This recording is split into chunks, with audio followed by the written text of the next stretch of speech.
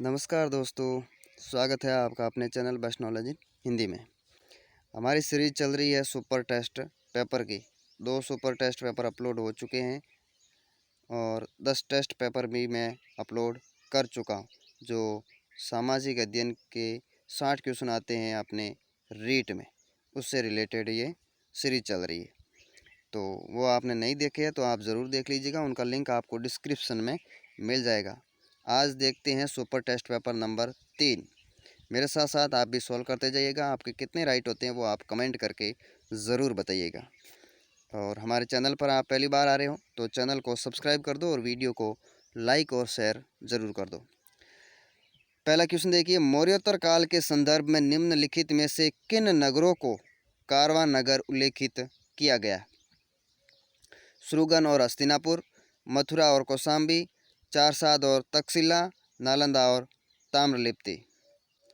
तो ये right answer हो जाएगा इसका चारसाद और तक्षशिला। इसको है जो कारवां नगर उल्लेखित किया गया है। हड़प्पा एवं मोहनजोदड़ो की पुरातात्विक खुदाई के प्रभारी कौन थे? Lord western, Lord Macaulay, sir John Marshall या कर्नल जेम्स टोड? तो वो हो जाएंगे सर जॉन मार्शल। हड़प्पा एवं मोहनजोदड़ो की पुरातात्विक खुदाई के प्रभारी कौन थे? Sir John Marshall. निम्नलिखित में से कौन सा एक वैदिक साहित्य में उल्लेखित नहीं है? हिरण्यपिंड, निष्क, शतमान या कारसापण? तो राइट आंसर हो जाएगा डी, कारसापण। यह है जो वैदिक साहित्य में उल्लेखित नहीं है। हिरण्यपिंड, निष्क और शतमान ये उल्लेखित है, एक ही है कारसापण जो उल्लेखित नहीं है। ऋग्वेद है क्या है? कथाओं का संकलन, सूक्तों का संकलन, शब्दों का संकलन या युद्ध का ग्रंथ? तो ऋग्वेद हो जाएगा सूक्तों का संकलन है। क्या है? सूक्तों का संकलन। बुद्ध की मृत्यु हुई थी वह स्थान अब कहाँ है? हिमाचल प्रदेश में, मध्य प्रदेश में, बिहार में या उत्तर प्रदेश में? तो राइट आंसर हो जाएगा डी, इसका उत्तर प्रदेश में है। जैन तत्व ज्ञान सिखाने के लिए संपूर्ण दक्षिण एशिया की यात्रा किसने की थी? सिद्धार्थ गौतम, महावीर स्वामी, मकली पुत घोषाल या चाणक्य? तो राइट आंसर हो जाएगा बी, महावीर स्वामी ने जो जैन तत्व ज्ञान सिखाने के लिए संपूर्ण दक्षिण एशिया की यात्रा की थी। नेक्स्ट क्वेश्चन देखिए, अमरकोश के लेखक अमर सिंह किस शासक के दरबार से जुड़े थे? समुद्रगुप्त, चंद्रगुप्त प्रथम, स्कंदगुप्त या चंद्रगुप्त द्वितीय? तो अमर सिंह किसके शासक के दरबार से जुड़े थे? तो राइट आंसर हो जाएगा डी, चंद्रगुप्त द्वितीय के। नेक्स्ट क्वेश्चन देखिए, निम्नलिखित में से किस राजवंश के शासक सीरिया जैसे पश्चिम में दूर के देशों के साथ राजनयिक संबंध रखते थे? कौन सा राजवंश था? गुप्त, मौर्य, पल्लव या चोल?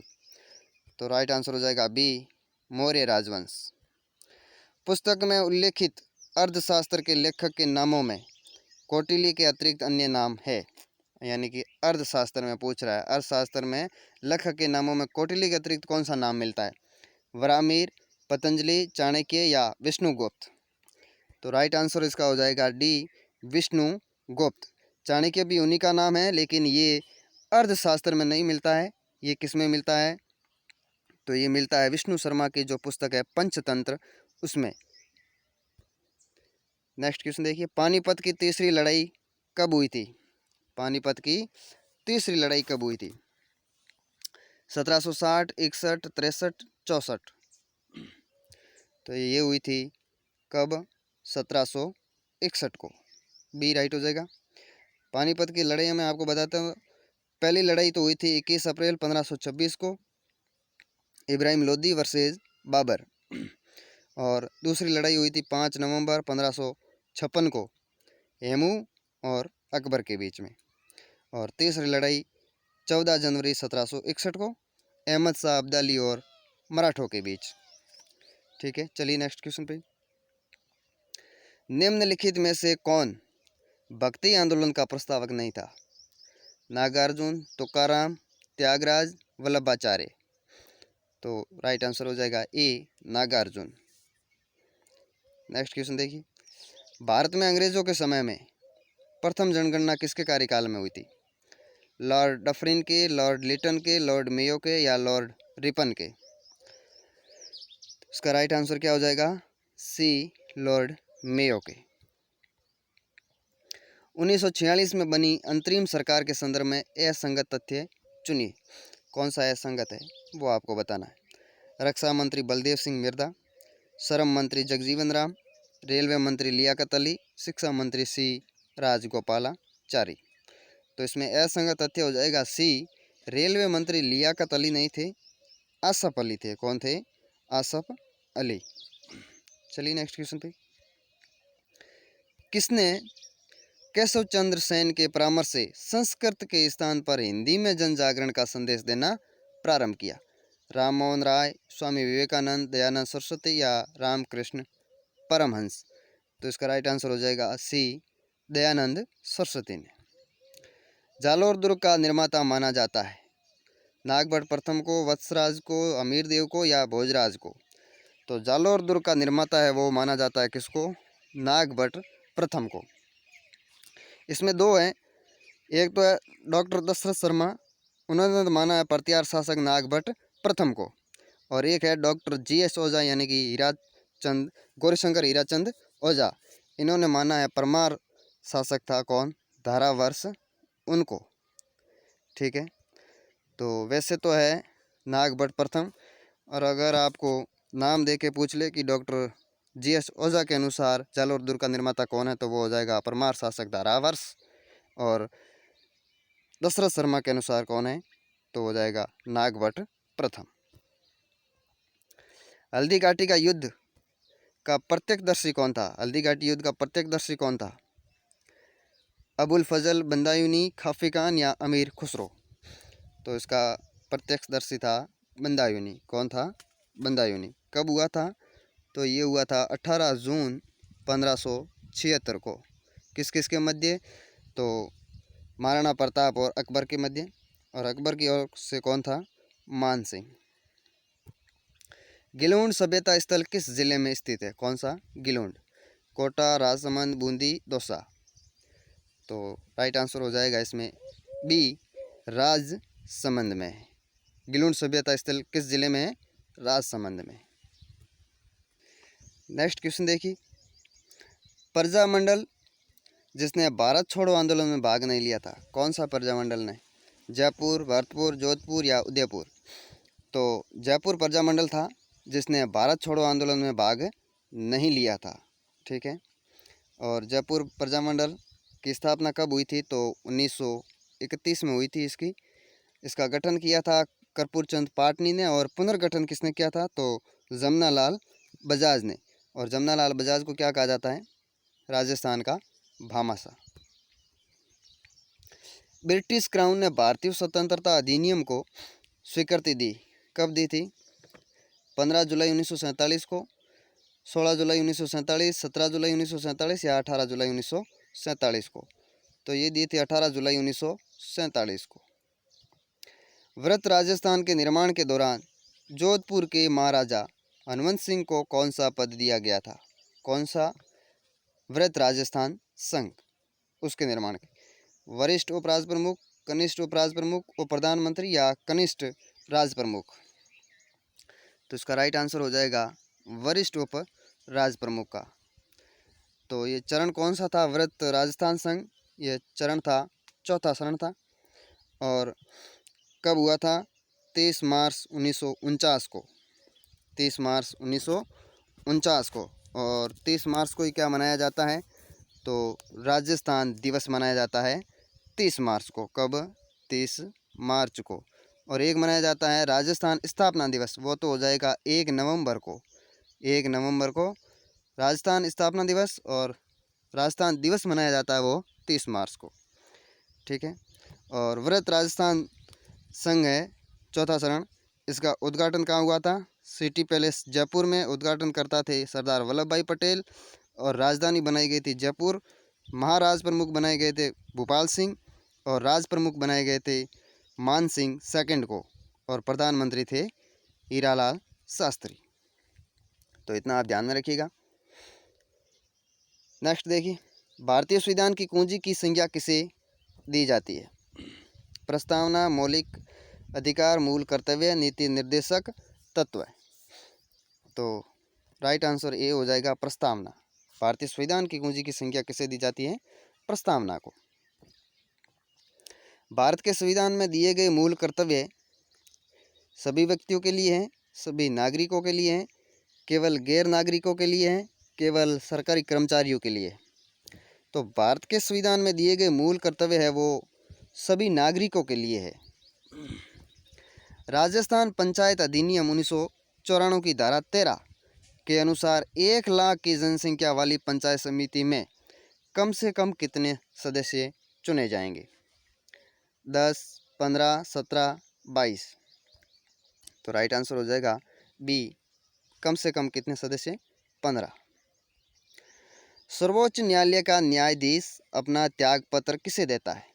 प्रधानमंत्री को, राष्ट्रपति को, उपराष्ट्रपति को या मुख्य न्यायाधीश को? तो सर्वोच्च न्यायालय का न्यायाधीश है वो अपना त्याग पत्र किसे देता है? राष्ट्रपति को देता है, बी। निम्नलिखित में से भारत का राष्ट्रपति किसकी नियुक्ति नहीं करता है? उपराष्ट्रपति की, प्रधानमंत्री की, राज्यपाल की या मुख्य निर्वाचन आयुक्त की? तो राइट आंसर ए हो जाएगा, उपराष्ट्रपति की नहीं करता है, बाकी प्रधानमंत्री की करता है, राज्यपाल की भी और मुख्य निर्वाचन आयुक्त की भी नियुक्ति है वो राष्ट्रपति द्वारा ही की जाती है। नवनिर्मित संसद में सबसे पहले निर्वाचित होने वाला पदाधिकारी है कौन होता है? Deputy speaker, speaker, pro tem speaker या पीएम? तो नवनिर्मित संसद में सबसे पहले निर्वाचित होने वाला पदाधिकारी कौन है? Pro tem speaker. इसका कार्य क्या है? तो इसका कार्य है जो नए सदस्य चुनकर जो आते हैं उनको शपथ दिलाना, और स्पीकर जो अध्यक्ष होता है, विधानसभा अध्यक्ष, उसका चुनाव कराना। और ये ऐसा ही होता है जब तक कि स्पीकर या विधानसभा अध्यक्ष है वो नहीं मिल जाता, तब तक के लिए ये रहता है। अंतर्राष्ट्रीय तिथि रेखा 180 डिग्री देशांतर से कितनी बार विचलित होती है? 4, 8, 60 या 10? तो इसका राइट आंसर ए हो जाएगा। अंतर्राष्ट्रीय तिथि रेखा 180 डिग्री देशांतर से कितनी बार विचलित होती है? 4 बार। पूरे वर्ष एक ही दिशा में प्रवाहित होने वाली पवन क्या कहलाती है? स्थानीय, सनातनी पवन, सामाजिक पवन या ध्रुवीय पवन? तो पूरे वर्ष एक ही दिशा में प्रवाहित होने वाली पवन है वो सनातनी पवन कहलाती है। क्या कहलाती है? सनातनी। नाथपा झाकड़ी परियोजना किस राज्य में स्थित है? जम्मू कश्मीर, हिमाचल प्रदेश, उत्तर प्रदेश या उत्तराखंड? तो नाथपा झाकड़ी परियोजना है वो हिमाचल प्रदेश राज्य में स्थित है। कहाँ है? हिमाचल प्रदेश में। भारत के पश्चिमी तट का उत्तरी भाग जाना जाता है किस नाम से? तट, मालाबार तट, कोंकण तट या कोरोमंडल तट? तो राइट आंसर हो जाएगा सी, कोंकण तट के नाम से। सुमेलित कीजिए, एक तरफ खनिज है, दूसरी तरफ स्थान है, नीचे कूट दिए गए, इनमें से आपको चुनना है। तो देखिए, कोयला, तांबा, ये जय नहीं है, जय इधर है, जय कोडम है, ये जय कोडम, ठीक है। और मैग्नीज, लिग्नाइट। तो कोयला हो जाएगा गिरडी यानी कि 1 नंबर, तांबा हो जाएगा अलवर में, कहाँ हो जाएगा? अलवर 3 नंबर, और मैग्नीज ये हो जाएगा धारवाड़, और लिग्नाइट हो जाएगा 2 नंबर कोडम, जय कोडम, ठीक है। तो 1, 3, 4, 2, 1, 3, 4, 2 यानी कि 3 नंबर ये राइट हो जाएगा। निम्नलिखित में से किस स्थान पर लौह इस्पात उद्योग नहीं है? जरिया, जमशेदपुर, दुर्गापुर, भिलाई? तो राइट आंसर हो जाएगा ए, झरिया। यहाँ पे लौह इस्पात उद्योग नहीं है। जमशेदपुर में है, दुर्गापुर में है और भिलाई में भी है, तीनों स्थान पर है। भारत में निम्नलिखित में से कौन सी बागान फसल सबसे पहले शुरू की गई? कौन सी की गई थी बागान फसल? रबड़, नील, कॉफ़ी, चाय? तो राइट आंसर हो जाएगा बी, नील। नेक्स्ट देखिए, बांसवाड़ा व डूंगरपुर के मध्य स्थित भूभाग कहलाता है, क्या कहलाता है? कांठल, भाकर, गिरवा या मेवल? तो बांसवाड़ा व डूंगरपुर के मध्य स्थित भूभाग क्या कहलाता है? मेवल। डी हो जाएगा राइट आंसर। कांठल क्या है? तो कांठल है माही नदी का जो बहाव क्षेत्र है वो प्रतापगढ़ में क्या कहलाता है? कांठल। ठीक है, किस नदी का बहाव क्षेत्र? माही नदी का बहाव क्षेत्र है वो प्रतापगढ़ में क्या कहलाता है? कांठल। ठीक है, माही नदी के बारे में मैं आपको बता देता हूँ, इसके अन्य नाम क्या होते हैं। तो माही नदी को कहा जाता है आदिवासियों की गंगा, कांठल की गंगा, वागड़ की गंगा, मेवल की गंगा और दक्षिणी राजस्थान की गंगा कहा जाता है। किसको? माही नदी को। माही नदी का उद्गम कहाँ से होता है? तो उद्गम स्थल है अपमेरु पर्वत, महद झील, धार जिला, मध्य प्रदेश। ठीक है, और राज्य अपने राज्य में प्रवेश करती है खांडू गांव बांसवाड़ा से, और ये एकमात्र ऐसी नदी है जो दक्षिण से निकलकर दक्षिण में समाप्त हो जाती है, यानी कि मध्य प्रदेश से निकलती है और खंबात की खाड़ी में जाके गिर जाती है, यानी कि दक्षिण से निकली और दक्षिण में ही ये समाप्त हो जाती है, यानी कि उल्टे यू आकार में भी बहती है। तो उल्टे यू आकार में भी बहने वाली नदी कौन सी है? माही नदी। और कर्क रेखा को भी 2 बार पार करने वाली कौन सी हो जाएगी? माही नदी। तो इतना आप इसके बारे में ध्यान में रखिएगा माही नदी के बारे में। और भाखर क्या है? तो ये है सिरोही क्षेत्र में जो तेज ढाल वाली पहाड़ियाँ हैं वही है भाखर। और गिरवा क्या है? तो उदयपुर के चारों ओर तस्तरी नुमा जो पहाड़ियाँ हैं वो क्या कहलाती है? गिरवा। और मेवल तो हो ही गया, बांसवाड़ा व डूंगरपुर के मध्य का भूभाग। नेक्स्ट देखिए, मोरा सागर बांध परियोजना मुख्य रूप से किसकी खेती के लिए प्रारंभ की गई? कौन सी? मोरा सागर बांध परियोजना। दलहन, जीरा, पान, गुलाब। तो ये की गई थी पान की खेती के लिए। वह नदी जो राजस्थान में अपने अफवाह क्षेत्र के आधार पर सबसे बड़ी मानी जाती है। सॉरी, गला ख़राब होने की वजह से थोड़ा रोक रोक के वीडियो बनाना पड़ रहा है। तो इसमें देखिए बनास, चंबल, लूणी और माही। तो इसमें देखिए कि राजस्थान की एक दो क्वेश्चन दो प्रकार के होते हैं, एक तो राजस्थान की और एक राजस्थान में। राजस्थान की तो हो जाएगा कौन सी? चंबल। और राजस्थान में पूछ ले तो हो जाएगा बनास। ठीक है, किसके आधार पर? अपवा क्षेत्र के आधार पर सबसे बड़ी राजस्थान में बनास और राजस्थान की चंबल। ठीक है, तो ये ध्यान में रखिएगा थोड़ा डिफरेंस। चलिए नेक्स्ट क्वेश्चन पे। राज्य में ट्रेड फेयर कॉम्प्लेक्स की स्थापना का स्थल है कौन सा? सीतापुरा, घाटोल, कुकस या चौपन की। तो हो जाएगा ए सीतापुरा।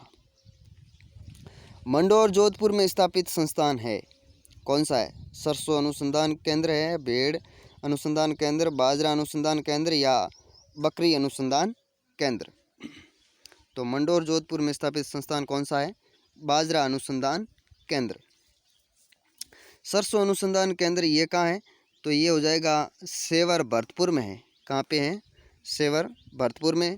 और केंद्रीय भेड़ या ऊन अनुसंधान केंद्र तो ये हो जाएगा अविका नगर टोंक में। ठीक है, एक मैं क्वेश्चन पूछता हूँ आपको, वो आप कमेंट करके ज़रूर बताइएगा कि राष्ट्रीय मसाला बीज अनुसंधान केंद्र कहाँ है? कौन सा? राष्ट्रीय मसाला बीज अनुसंधान केंद्र कहाँ पे है वो आप कमेंट करके ज़रूर बताइएगा। तो इसका राइट आंसर क्या हो जाएगा? बाजरा अनुसंधान केंद्र। नेक्स्ट देखिए, राजस्थान के किस जिले में तांबा प्रगालक स्मेल्टर स्थित है? बाड़मेर, बूंदी, झुंझुनू या डूंगरपुर। तो राइट आंसर हो जाएगा सी झुंझुनू। राजस्थान में दूसरा परमाणु विद्युत गृह किस जिले में प्रस्तावित है? चित्तौड़गढ़, झालावाड़, बांसवाड़ा, डूंगरपुर। तो दूसरा परमाणु विद्युत गृह कहाँ है प्रस्तावित? बांसवाड़ा में। संशोधित सार्वजनिक वितरण प्रणाली क्रियान्वित है राजस्थान के सभी जिलों में, जनजातीय, मरुस्थलीय एवं सूखाग्रस्त क्षेत्रों में, केवल मरुस्थलीय जिलों में, या इनमें से कोई नहीं। तो संशोधित सार्वजनिक वितरण प्रणाली क्रियान्वित कहाँ है? तो जनजातीय, मरुस्थलीय एवं सूखाग्रस्त क्षेत्रों में। राजस्थान में उपभोक्ता संरक्षण अधिनियम 1986 किस वर्ष लागू हुआ? 1986, 1987, 1995, 1996। तो ये अधिनियम कब का है? उपभोक्ता संरक्षण अधिनियम 1986 और लागू हुआ था अपने राजस्थान में कब? तो 1987 में। बी राइट आंसर हो जाएगा। तारागढ़ दुर्ग के कुछ हिस्से पृथ्वीराज द्वारा बनवाए गए। यह पृथ्वीराज किस वंश का शासक था? चौहान, राठौड़, सिसोदिया या कस्वा? तो यह था सिसोदिया राजवंश का शासक। कौन? पृथ्वीराज। अब तारागढ़ दुर्ग के बारे में जान लीजिए। तो इसका निर्माण किसने करवाया था? अजय राज ने। कब? 1113 ईस्वी में। ठीक है, 1113 ईस्वी में अजय राज ने। और कौन सी पहाड़ी पर बना हुआ है? बीटली पहाड़ी पर। इसीलिए इसका अन्य नाम भी क्या होता है? गढ़ बीटली। ठीक है, और कर्नल जेम्स टोड ने इस दुर्ग के बारे में क्या कहा है?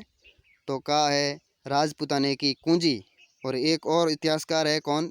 बिशप हेबर, जिन्होंने कहा है राजस्थान का जिब्राल्टर। ठीक है, किसको? तारागढ़ दुर्ग के बारे में। और एक याद रखिएगा कि सर्वाधिक स्थानीय आक्रमण वाला किला भी कौन सा है? दुर्ग। ये है तारागढ़ दुर्ग, अजमेर।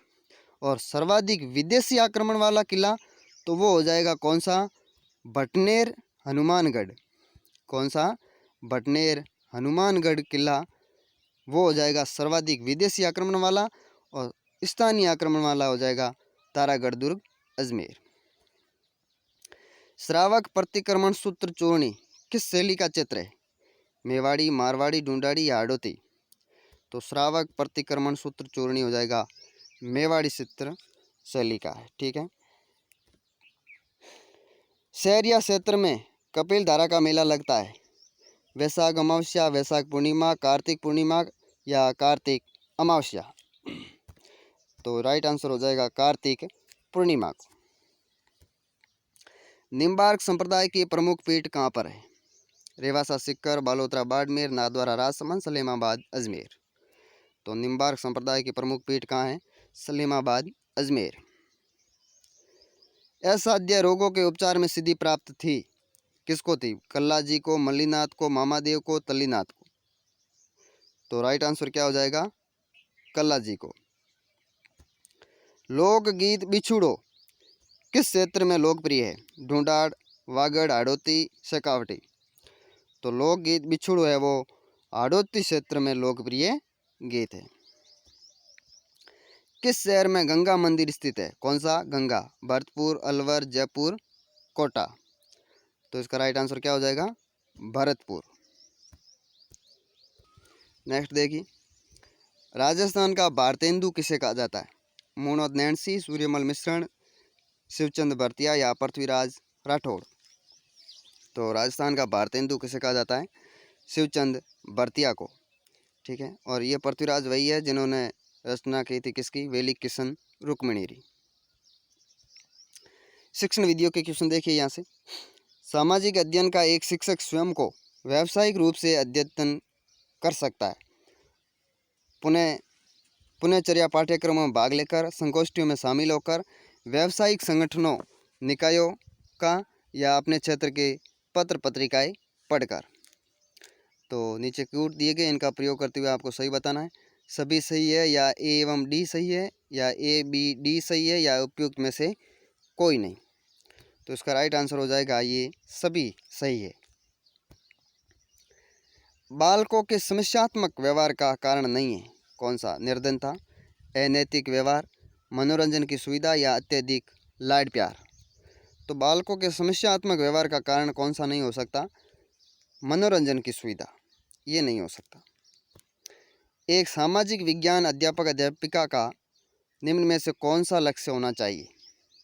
सापेक्ष महत्व का निर्माण करना, पाठ्यचर्या को पूरा करना, परीक्षा उत्तीर्ण कराना या कंठस्थ कराना?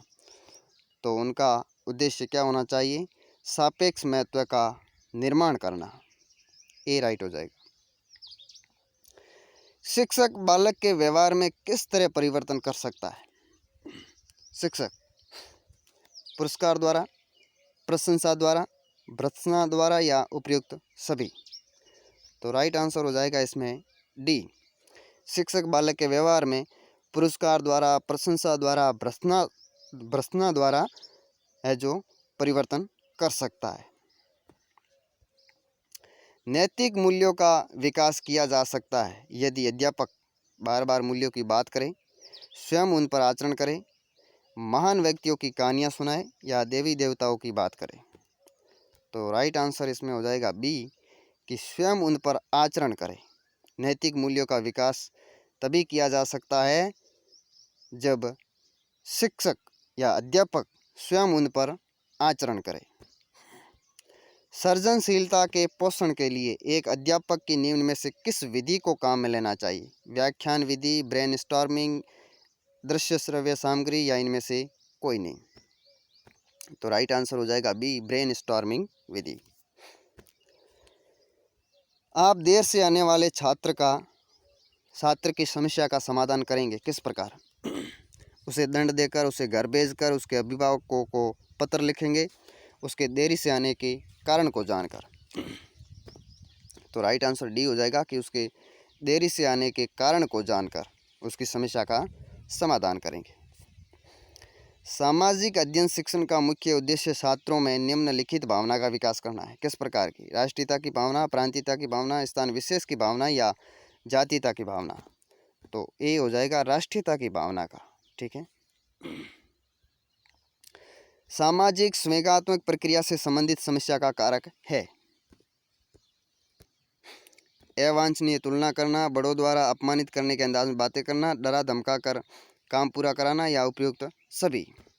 तो राइट आंसर हो जाएगा ये उपयुक्त सभी, डी। ठीक है। अंतिम क्वेश्चन देखिए, राष्ट्रीय स्तर पर सामाजिक विज्ञान की पुस्तक की निम्नलिखित में से कौन सी सर्वाधिक महत्वपूर्ण विशेषता है? सर्वाधिक महत्वपूर्ण विशेषता कौन सी?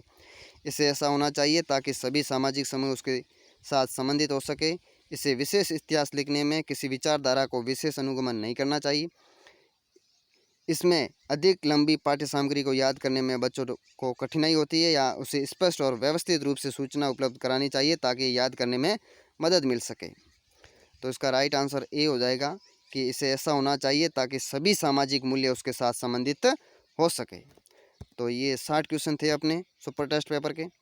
आपके कितने राइट हो रहे हैं वो आप कमेंट करके ज़रूर बताइएगा। और पहले के जो टेस्ट पेपर और सुपर टेस्ट पेपर 2 अपलोड हो चुके, नहीं देखे देख लीजिएगा, उनका लिंक आपको डिस्क्रिप्शन में मिल जाएगा। और हमारे चैनल पर आप पहली बार आ रहे हो तो चैनल को सब्सक्राइब करके जाना और वीडियो को लाइक और शेयर ज़रूर कर देना। चलिए फिर मिलते हैं नेक्स्ट क्लास में, तब तक के लिए जय हिंद, जय भारत।